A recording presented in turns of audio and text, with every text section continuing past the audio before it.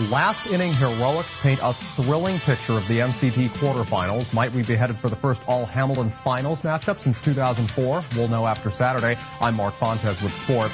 The Ewing High Blue Devils, who went all of 2011 without winning once, finished just below 500 this season and pulled off a major upset in their MCT opener against Princeton Day. Well, taking on third-seeded Hamilton West Thursday, the Blue Devils made the Hornets work, and in the nightcap, a rematch of last year's MCT final, one that proved that Steinert's chief rival this decade may very well be the Robbinsville Ravens.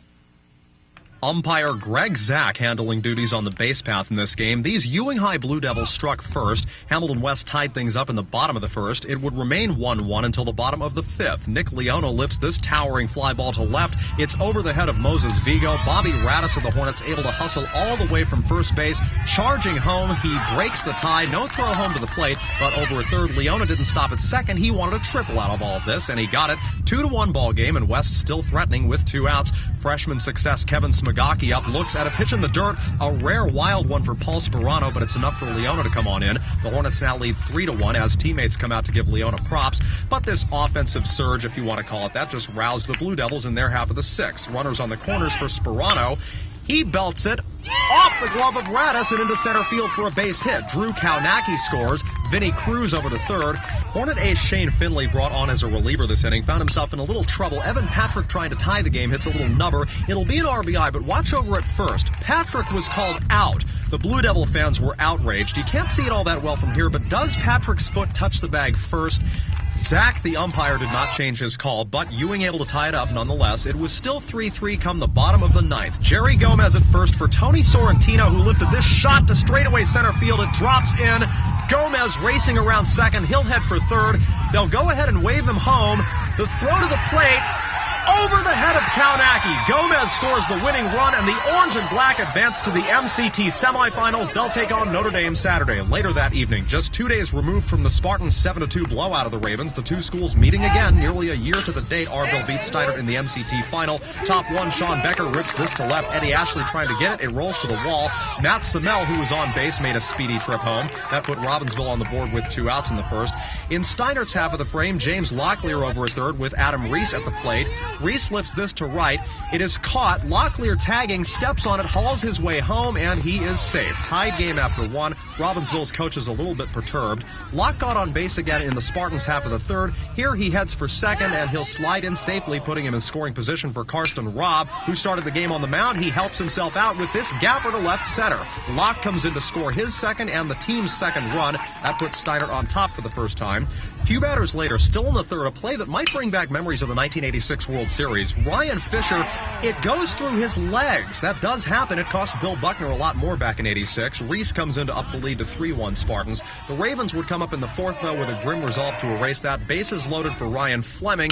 He hits it, it gets a piece of the mound and travels just past the diving Brock Podgorski. Would have been a sensational play, but 2 runs come in as this ball gets away from catcher Matt Bellardo, so we're all tied back up at 3 now. Lively celebrations here by the Ravens. Umpires had to come over and tell them to cool it. Arville would reclaim the lead in the fifth. Adam Verasso swings and drills this to left. Anthony Giesler, making his rounds, comes in to make it 4-3 Robbinsville. Neck-and-neck game as we head to the sixth. Reese up again for the Spartans. He drills this to deep center field. Fleming out there going way back for it. He makes the catch of possibly the night. Podgorski at second will, of course, make the most of this. Tagging, he heads to third safely. Bellardo is up next, drills this to center, and it drops to a place where Fleming can't get it. Podgorski comes in, pumps his fist, ties the game back up. The fans start getting into it. 4-4 game as we head to the bottom of the seventh. Reese steps back into the batter's box. Podgorski at second, Robb at first. Reese swings and sends it to right field where it drops in. Podgorski rounding third, coming home. The play is at the plate. The ball gets away! Podgorski scores and Steinert wins it. They advance to the MCT semifinals and will play Allentown Saturday. A thrilling way to avenge last year's MCT finals in the eyes of these Spartans. This game was awesome. I love games under the lights out here at Mercer County Park because they're always exciting. There's always excitement throughout the entire park. Stands, in the dugout, everything. Durham's a great pitcher. They're a great team. You know, it's not the same team from last year, but, you know, we're not the same team, different year.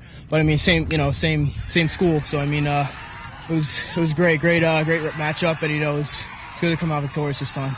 And the victorious moments of every Mercer County tournament brought to you on WZBN by the Hamilton Township Education Association, members working to ensure your child's future success. And finally, Team of the Day is brought to you by Prior NAMI Business Systems. With the finest names in office products like Brother, Canon, Konica Minolta, and Muratech, Prior NAMI is your business solutions headquarters.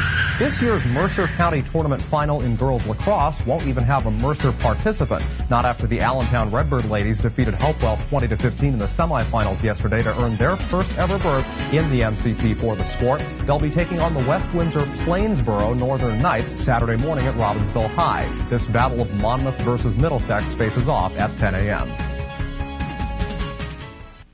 That's all for sports for Friday and for the week. Monday, highlights of that girls lacrosse MCT final. And from baseball's semis, once again, Hamilton West will take on Notre Dame and Allentown faces Steinert. Both are Saturday.